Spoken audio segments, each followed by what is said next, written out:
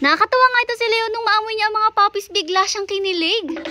Si Leon nga ang maliligo for today's video at tingnan nyo talagang dahan-dahan pa nga siya. Yun nga lang, di natin siya mapapalabas ngayon. Tanghali na kasi tayo nakapagpaligo, talagang mainit na sa labas. Kaya nga dito na lang siya pinalabas sa off-leash area. Nagtataka tuloy siya kung bakit siya pinalabas dito mag-isa tapos di naman siya isinasamo or tinatalian. Patingin-tingin pa nga siya sa paligid kung meron ba lalapit at meron may hawak ng leash niya. Nung wala siya makita, ayan, nagmarites na nga lang siya dito sa labas. Maya-maya pa nakita niya nga itong mga puppies at nakipaglaro na nga lang siya dito. Nakakatuwa nga kasi di niya malang inaaway itong mga puppies na to, talagang inaamoy-amoy niya lang at may panginig effect pa nga siya sa ulo niya. Ay naku, hindi ko rin nga alam kung bakit ba siya nanginig ng ganun. After nga ng playtime nila, ayan, dito na rin nga siya pinaliguan sa labas. Andito na rin naman kasi siya, tsaka preskong-presko din dito. Tsaka syempre maluag din and okay din naman siyang liguan dito kasi itong si Leon, mabait lang din naman siyang liguan. O diba kitang-kita niyo naman talaga ng katayo lang siyang ganyan at hindi naman siya nagwawala. Maya-maya pa pumwesto pa nga siya ng maayos at tingnan niyo, nakaupo nga lang siya, parang nakatambay lang talaga. Habang nakatambay pa nga siyang ganyan, tingnan niyo at naglilingon-lingon pa nga siya sa paligid. O diba naliligo na, nag-e-enjoy pa siya sa mga nakikita niya at parang pares nga sila ng Kuya Sermer niya na nakatambay kasi nakaupo rin siya habang nagpapaligo. Dito naman sa loob, tingnan niyo nga itong mga puppies na to, ay talagang pinagkakaguluhan nila yung laruan na binigay sa kanila. Palagi kasi nila inaagaw yung teddy bear ni Bibo, kaya nga binigyan sila ng sarili nilang maliit na teddy bear. At yes po, sa mga nakakaalam, ito po yung kagaya nung nakasabit sa sasakyan namin na kung tawagin namin ay si Snowball. Balik na nga tayo dito kay Leon. Ayan, kahit nga kinikipit siya, di siya nagwawala man lang. At inulit ko nga po sa mga hindi pa nakakaalam, si Leon ay hindi permanent dito sa ating mansyon. Hindi nga rin po siya permanent member ng ating pack members. Kung nakasubscribe nga po kayo sa aming YouTube channel, napanood nyo nga po noon simula umpisa nung ipina-adopt natin siya hanggang sa kinuha na nga po ulit natin siya sa Mindoro para tayo naman po ulit yung mag-alaga pansamantala. Habang busy nga po pagtatrabaho yung kanyang fur dad, ay dito nga muna ulit si Leon sa atin ipinaalaga, which is okay lang din naman sa atin kasi nga yung fur dad niya ay kapatid lang din ni mother. Naging emotional pa nga ang pagkuha natin kay Leon noon kasi talagang mamimiss nga daw siya ng kanyang mga kapatid. Mahirapin nga daw para sa kanila na i-let go muna pansamantala si Leon, pero alam nga daw nila na mas maaalagaan dito. And buti na lang rin nga talaga nung time na yung inakuha natin si Leon kasi pag uwi nga natin galing Mindoro, diniretso nga natin siya sa vet. At nalaman rin nga natin nung mapating na natin siya sa vet na mayroon siya mga blood complications. At talagang ginamot nga po natin yun habang nandito siya at ngayon talagang healthy